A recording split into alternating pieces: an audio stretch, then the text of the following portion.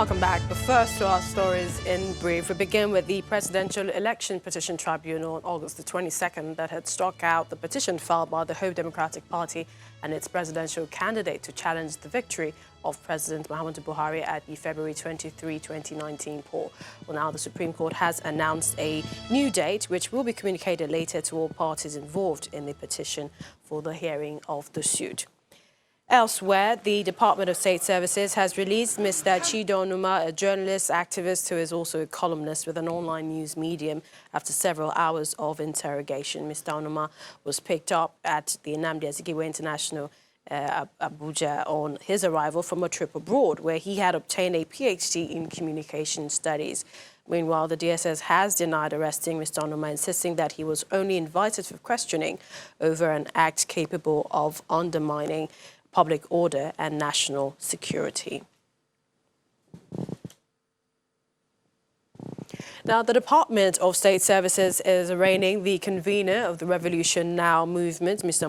Sowore, before a federal high court in Abuja. Mr. Sowore, who arrived in court in company of his co-defendant, Mr. Olawale Bakare, is facing a 7-count charge of alleged conspiracy to commit treason, money laundering and insulting the president.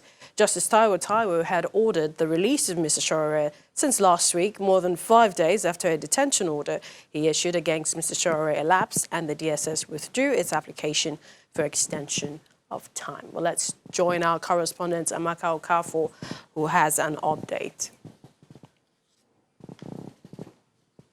Amaka, tell us, what more do we know now?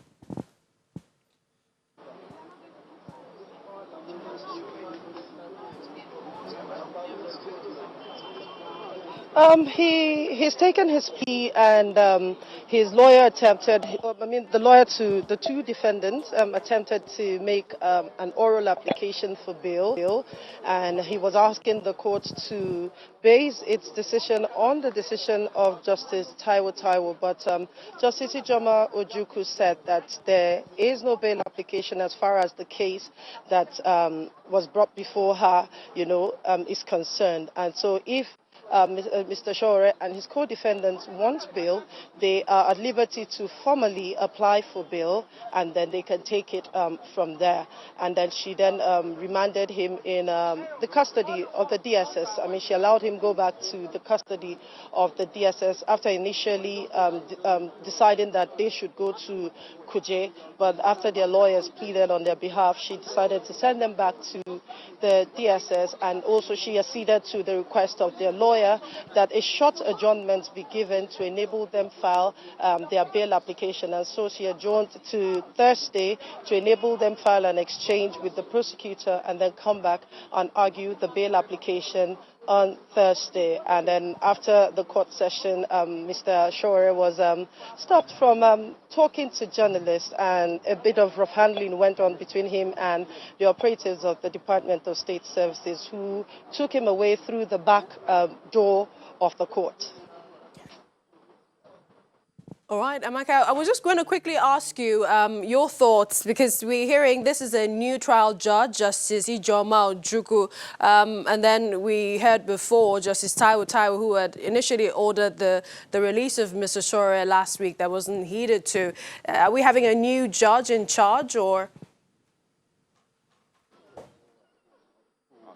Can you come again, please? Do we have a new judge, justice in charge? You mentioned Ijoma Ojukwu, who is the trial judge. The vacation judge who granted him bail, Justice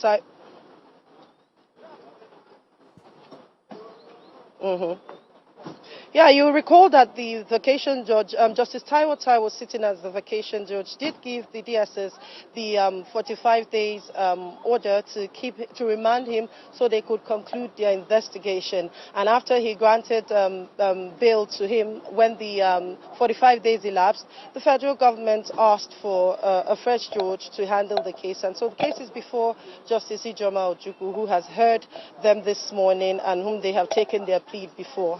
And so the case is now before Justice Ijoma Ojukwu. All right, thank you so much, Amaka, for that clarification and that update.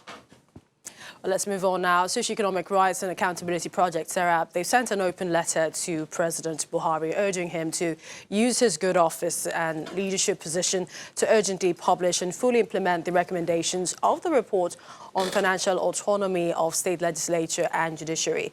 They're saying it was submitted to him June 2019. Now, according to SERAP, in the context of growing attack on the country's judiciary, the full implementation of the report will improve judicial independence. Well, we have the man himself here, the Executive Director of SERAP. Thank you so much, Mr. Adetukunbo Mumini, for joining us. It's very late, but thank you. The traffic, I'm sure.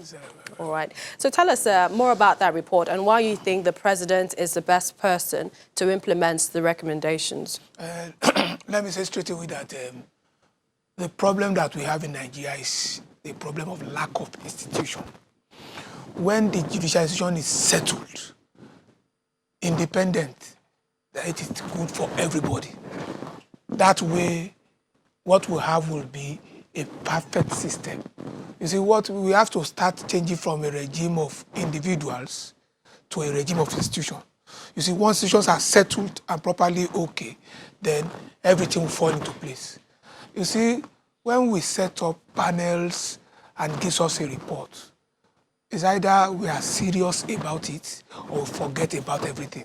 Because you cannot, in one breath, say you are setting up a panel to look at a particular issue.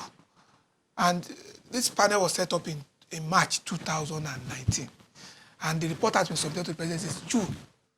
Now, the first thing that the President owes Nigeria as a duty is to publish first the report that was generated, then start the implementation. Because when you publish, you are making it known to Nigeria that you have anything to hide.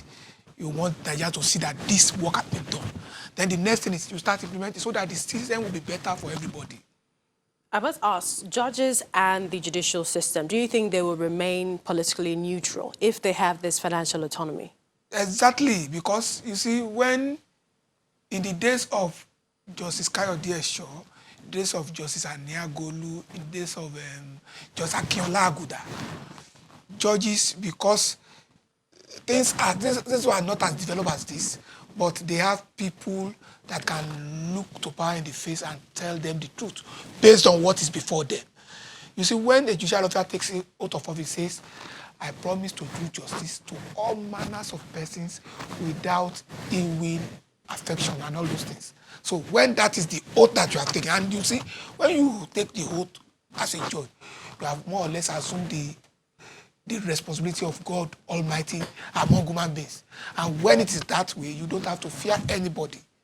So when their finances are guaranteed, when their finances are, they are sure that whatever they need in terms of what they will do their work with, there will be no bending over backwards to go and please anybody, then they are okay. All right, we appreciate your time. Thank you, Executive Director of SERAP, Mr. Adetukunbo Mumini. Thank you for joining us. It's a pleasure being here.